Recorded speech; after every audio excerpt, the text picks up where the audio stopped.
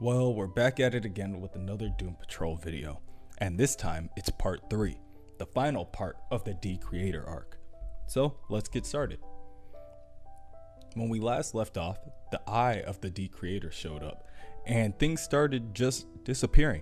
I'm talking about everything and anything.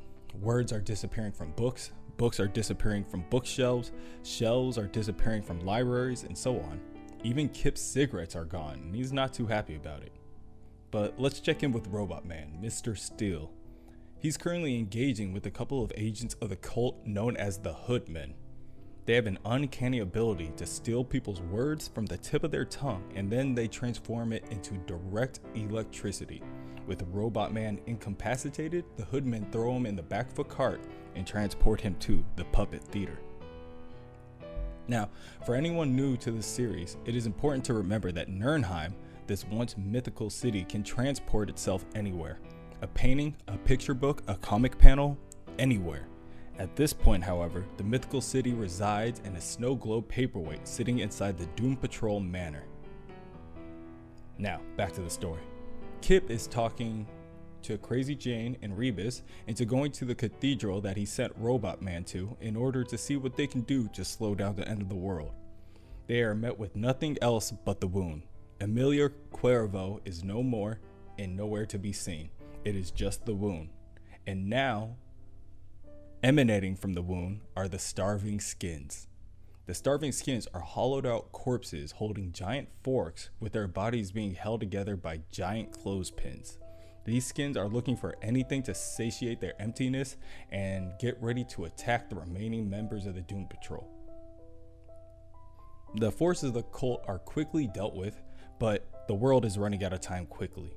Crazy Jane dons the personality Lucy Fugue in order to save the day. Now, fugue means two things. The first is a state or period of loss of awareness of one's identity, which obviously is a nod to her dissociative disorder. The other definition is a little more complicated, so I'll try to make it as easy as possible. You know old school like piano composers, Bach, Beethoven, all them? Well, think of how their music sounds. Sometimes they have multiple melodies going on at the same time in order to make a seamless sound. You could take the two melodies apart and they individually sound complete, but it is only when working together do these melodies sound like a perfect song. And that is exactly how this story plays out. Anyway, Lucy Fugue states that the Word of God created the Decreator. The Decreator is nothing more than a causality created by God saying, "Let there be light." In other words, the Decreator isn't anything more than an uttered statement, that vibration of words. Crazy Jane states that if they could conjure something with the exact opposite vibration, then they could, at the very best, slow down the destruction of the universe, which, if you're asking me, is a win. She states that the cathedral that the wound resides in can be used as a giant tuning fork, and the three start using their individual abilities and magics in any way they can to help, and actually ends up working. The opposite vibration more or less sounds like a giant Tibetan gong that almost causes as much damages as it fixes. Cutting back to Nirnheim, Robotman is being dragged by his arms into the puppet theater. Immediately, he is recognized by Elliot, the book, who calls out to him. Elliot states that his tattoos were read by the cult and that all the words are disappearing from his skin.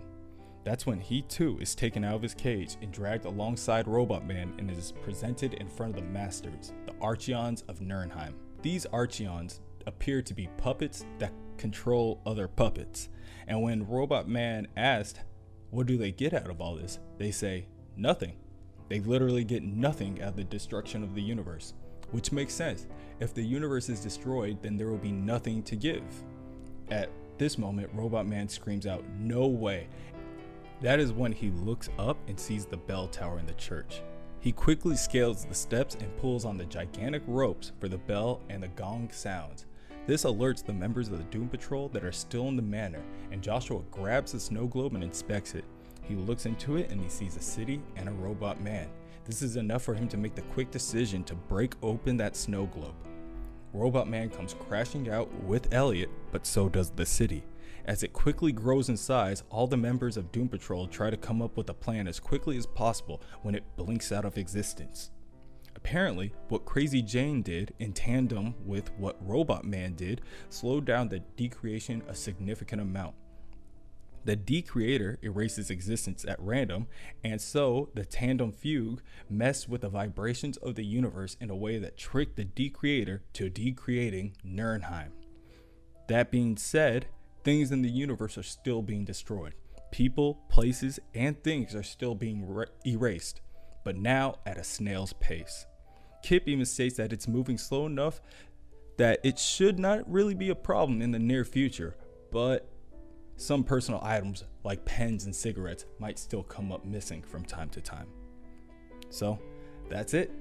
The day is saved by the Doom Patrol once again in the most unconventional superhero way possible.